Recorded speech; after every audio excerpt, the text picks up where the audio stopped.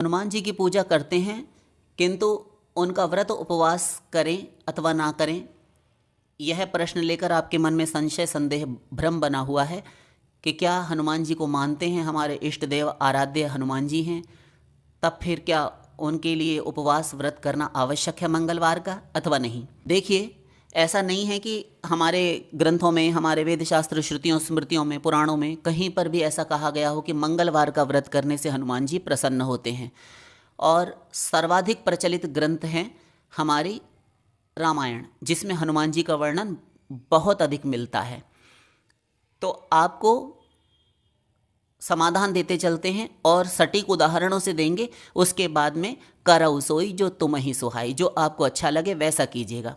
किंतु एक बात यहाँ हम पहले ही बता देते हैं और सावधान करते चलें कि हम यहाँ पर व्रत उपवास के विरोध में बिल्कुल नहीं हैं, बल्कि कोई करते हैं वे करते रहें। श्रद्धा भावना से जो भी हनुमत उपासक हैं वे अवश्य करें। किंतु जो ये सोचते हैं कि क्या करना आवश्यक है, तब फिर उनके लिए हम उपाय दे रहे हैं। देखिए, व्रत उपवास करना आवश्यक नहीं है। किसी भी पुराण शास्त्र में मंगलवार का व्रत नहीं मिलता। मंगलवार के दिन अन्य अन्य तिथियों में, प्रत्येक मास में कुछ न कुछ, 12 महीने में अपने सनातन हिंदू धर्म में हमारे पुराणों के अंदर ऐसा वर्णन मिलता है। हर तिथि पर, बल्कि एक एक तिथि पर कई कई दूसरे दूसरे देवी देवताओं के व्रत उपवास आते हैं। किंतु मंगलवार का व्रत हनुमान जी की प्रसन्नता के लिए आवश्यक नहीं है, ऐसा धर्मशास्त्रों में नहीं कहा गया। तो फिर हनुमान जी की प्रसन्नता कैसे प्राप्त होगी, ये प्रश्न सहज ही उठ खड़ा होता है। तो देखिए, कृपा प्राप्ति ही तो हेतु है ना उसमें, कि हम मंगलवार का व्रत करें, उपवास करें तो कृपा प्राप्त हो।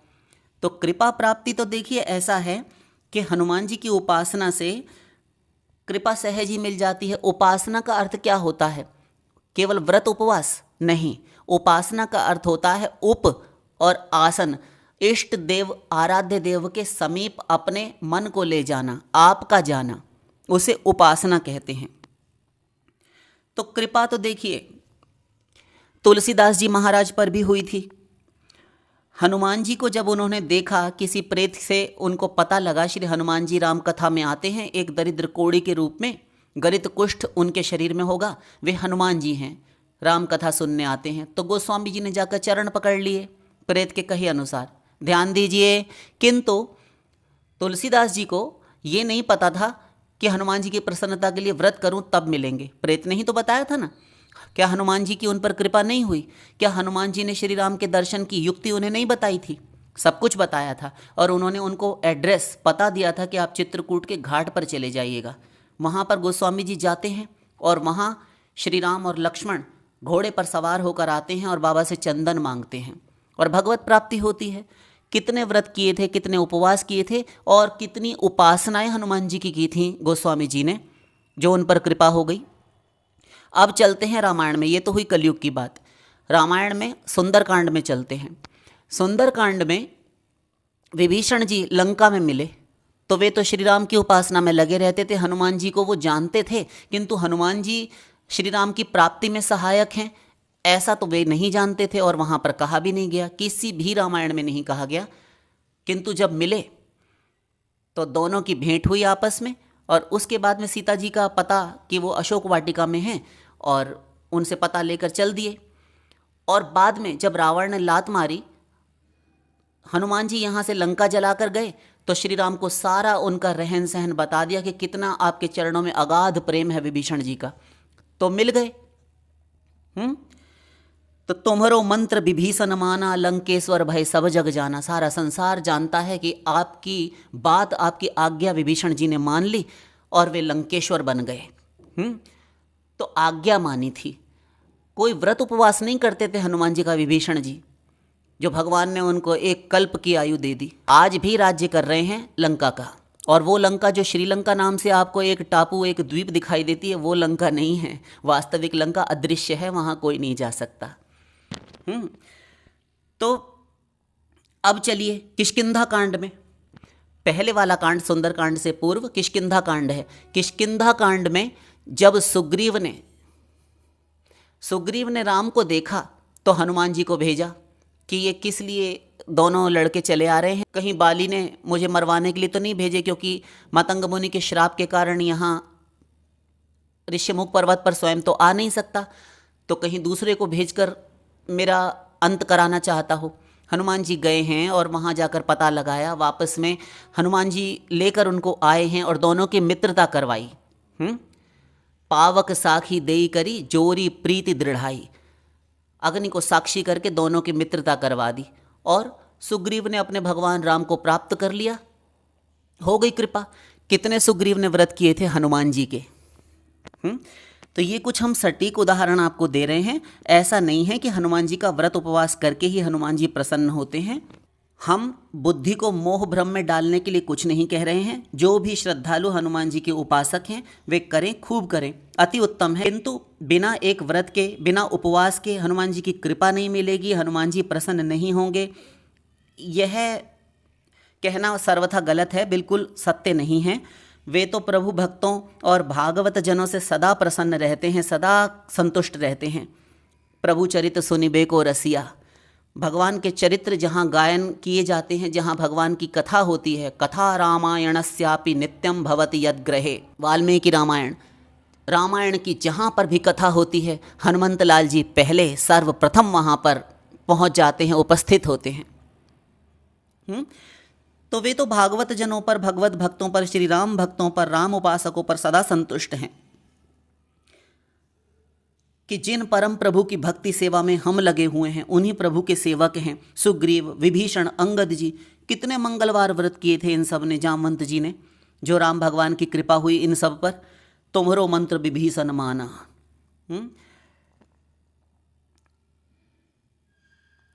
विभीषण राम भक्ति करते थे लंका में, हनुमान जी ने उनसे मिलवाया था। जिनकी शरण में वास्तविक कल्याण है इस जीव का, वो श्री राम ही हैं। तो हनुमान जी समस्त जीवों को, समस्त भक्तों को भगवान की शरण में लगाने का कार्य करते हैं। वे भगवान से विमुख हुए पतित अधम जीवों को नहीं अपनाते। आप श्री राम की उपासना मत कीजिए और हनुमान जी की शरण में जाइए, वे कभी प्रसन्न नहीं होंगे। हनुमान जी, लक्ष्मण जी को शक्ति लगी है, वीर घातिनी शक्ति, तो सुषेण वैद्य ने पता बताया, संजीवनी औषधि लेने के लिए आप जाइए। तो हनुमान जी चले हैं। रावण को वहाँ खबर लग गई, उसने कालनेमी असुर को भेजा और वह वहाँ पर राक्षस कपट वेश तहाँ सोहा, मायापति दूत ही चह मोहा। कपट वेश में राक्षस वहाँ पर बैठा था और साधु का वेश बनाकर, आप सब जानते हैं, और मायापति के दूत को मोहित करना चाहता था अपनी माया से। तो उसने रास्ते में किस प्रकार की माया फैलाई, बाग बनाया, सर मंदिर बर बाग बनाया, एक सरोवर भी बना लिया माया से, तामसी माया से, और राम राम जपने लगा। उस पर भी हनुमान जी ने सोचा कि ये तो गुरु धारण करने योग्य है, ऐसा कपटी था वह।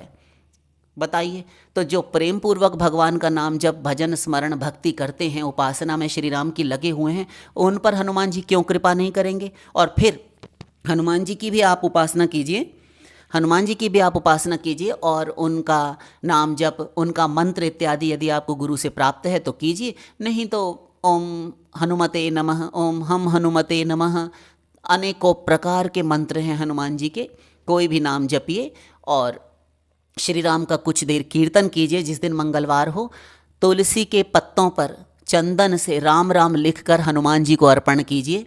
चरणों में ना चढ़ाएं, क्योंकि राम जी के पवित्र नाम स्वयं हनुमान जी के मुख में रहते हैं। चरणों में ना चढ़ाएं, तुलसी के पत्तों की माला राम राम लिखकर बना लें और यदि हनुमान जी को अर्पित करें। रामायण जी की कुछ चौपाइयाँ हनुमंत लाल जी को गाकर सुनाएं, तो हनुमान जी की जैसी कृपा होगी वैसी व्रत उपवास करने से नहीं होती।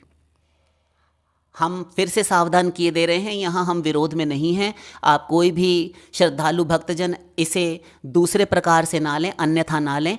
जो करते हैं वे करते रहें। तो हनुमान जी की कृपा सब पर होती है और सब पर है। अब द्वापर युग में चलिए, भीमसेन, अर्जुन, पांडवों ने, इन सब ने कौन सी उपासना की थी हनुमान जी की, कितने मंगलवार व्रत किए थे इन्होंने।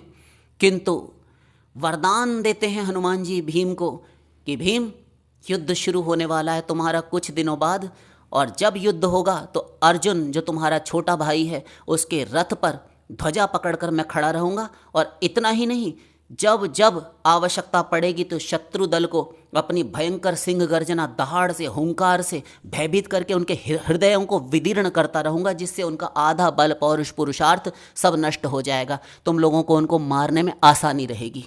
देखिए, भीम को वरदान दिया, अर्जुन को वरदान दिए, ये किसने दिए? तो ऐसा नहीं है कि हनुमान जी की कृपा नहीं होती बिना व्रत उपवास के, सब कुछ होता है। श्रद्धा होनी चाहिए, प्रेम पूर्वक हनुमान जी का स्मरण कीजिए, जप कीजिए, सुंदरकांड का पाठ कर सकें एक बार तो अच्छा है, नहीं तो हनुमान चालीसा से भी काम चलेगा। एक बार श्रद्धा भावना से पवित्र आचरण रखते हुए, मातृशक्ति, पराई बहन, पुत्री के प्रति अपने विचार शुद्ध रखते हुए, सात्विक भोजन करते हुए, यदि हम एक बार भोजन करें, दिन में फलाहार ले लें, अल्पाहार ले लें, दुग्धाहार ले लें, बस इस प्रकार कर लें, तो वो व्रत उपवास सरीखा ही है। आवश्यक नहीं है कि आप पूरा दिन आत्मा तो जाते रहें, अपने आप को सालते रहें, कष्ट देते रहें, नहीं। चिंतन स्मरण कीजिए और पवित्र जीवन जीने का प्रयत्न कीजिए और सबके प्रति अच्छे विचार रखिए, सबके प्रति कल्याण की भावना हो। बस हनुमान जी प्रसन्न है, कृपा भरपूर है, चारों ओर कृपा है, चारों ओर सर्वत्र कृपा है। अनुभव कर लेंगे आप, शीघ्र अनुभव कर लेंगे। शेष फिर